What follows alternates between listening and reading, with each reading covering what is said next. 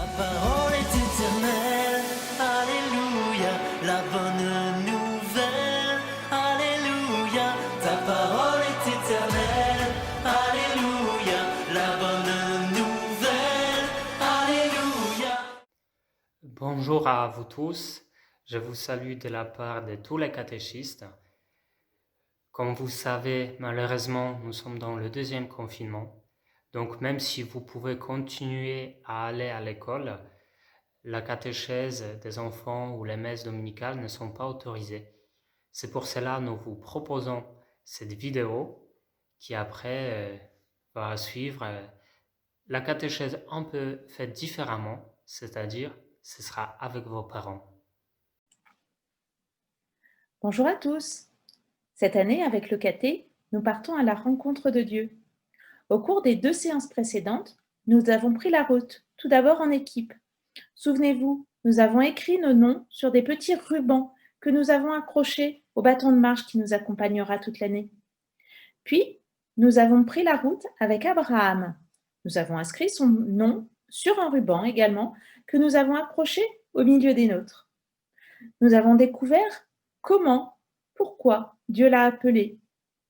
Comme Abraham, nous apprenons à faire confiance à Dieu, qui connaît nos désirs les plus profonds, qui veut notre bonheur. Aujourd'hui, nous allons cheminer avec Joseph, qui a été appelé lui aussi d'une façon tout à fait singulière. La fois prochaine, enfin, nous cheminerons avec Marie et Joseph vers Noël. Dans 2 semaines, nous commençons le temps de l'Avent. L'Avent, ça vient du mot adventus de la langue latine et ça veut dire arriver. C'est le temps pendant 4 semaines où nous voulons nous préparer à accueillir l'arrivée de Jésus, donc Jésus bébé, comme la fête de Noël. Jésus qui vient aussi dans notre cœur parce qu'il est déjà bien ressuscité, il est présent dans notre vie, et aussi de nous préparer à accueillir Jésus à la fin du monde, de temps, où nous serons en plénitude avec lui. Et pour ce temps-là, c'est Saint Joseph qui va nous accompagner, et comme nous a déjà dit Claire, donc marchons avec Dieu en suivant les pas de Saint Joseph.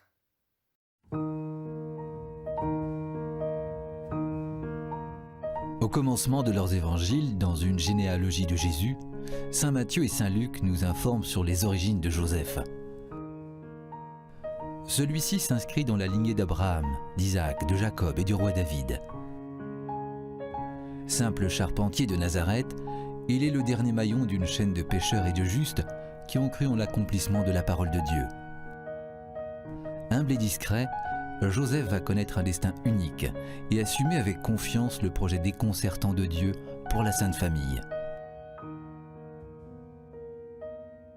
Saint Matthieu raconte que Marie, avec qui il devait se marier, attend un enfant sans qu'il en soit le père.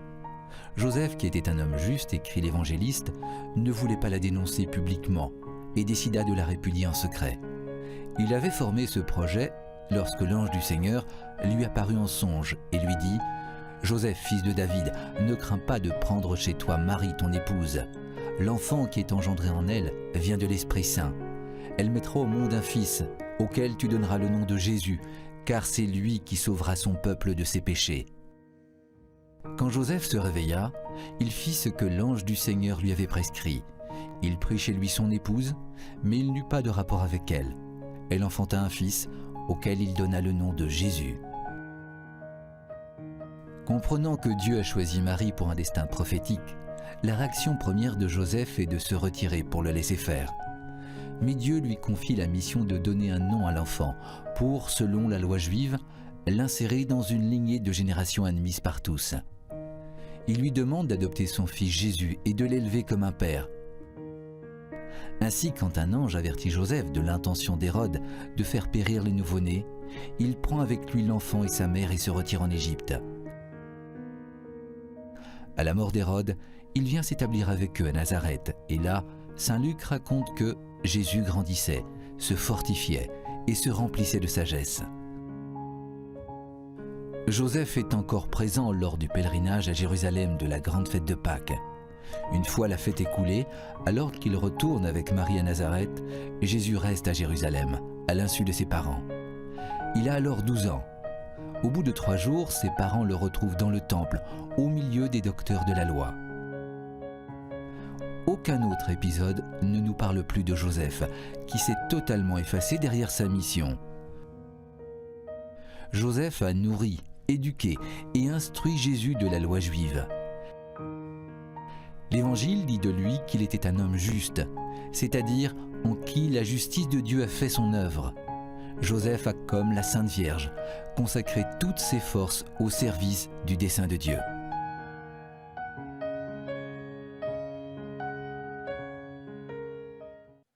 Joseph est l'époux de Marie.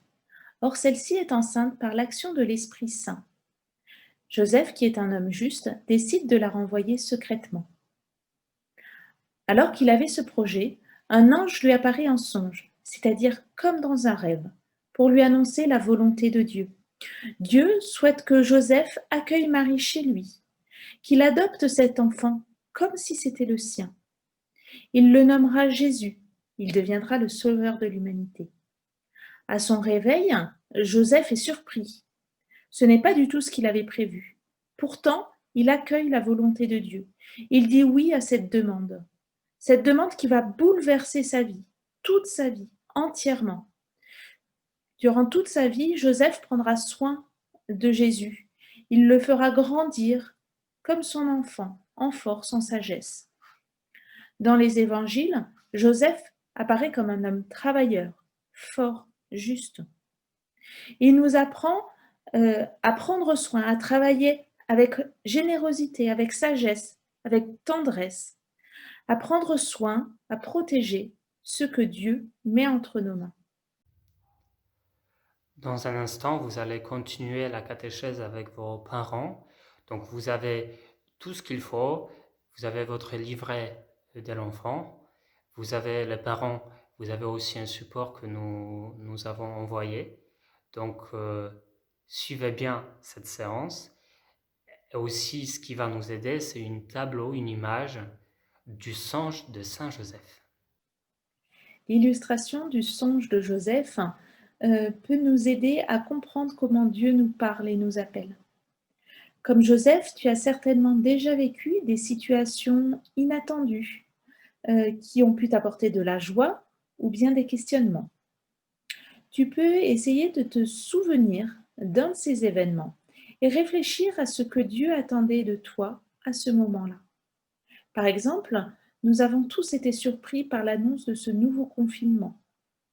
Mais je suis sûre que malgré la situation très difficile d'isolement, Dieu m'appelle à vivre dans son amour. Vivre son amour en famille, en passant de bons moments avec mes enfants. Vivre son amour envers mes proches, en leur téléphonant régulièrement, en leur montrant que je pense à eux. Vivre son amour en soutenant les personnes malades ou isolées. Toi aussi, dans le silence de ton cœur, tu peux réfléchir à ta façon de dire oui à Dieu. Enfin, tu peux aussi réfléchir à comment préparer ton cœur à accueillir Jésus à Noël. Confions donc au Seigneur cette séance en priant ensemble la prière que Jésus nous a laissée. Notre Père, qui es aux cieux, que ton nom soit sanctifié, que ton règne vienne, que ta volonté soit faite sur la terre comme au ciel. Donne-nous aujourd'hui notre pain de ce jour. Pardonne-nous nos offenses, comme nous pardonnons aussi à ceux qui nous ont offensés. Et ne nous laisse pas entrer en tentation, mais délivre-nous du mal. Amen. Bonne séance à chacun de vous. Bonne catéchèse. Ta parole est éternelle, alléluia, la bonne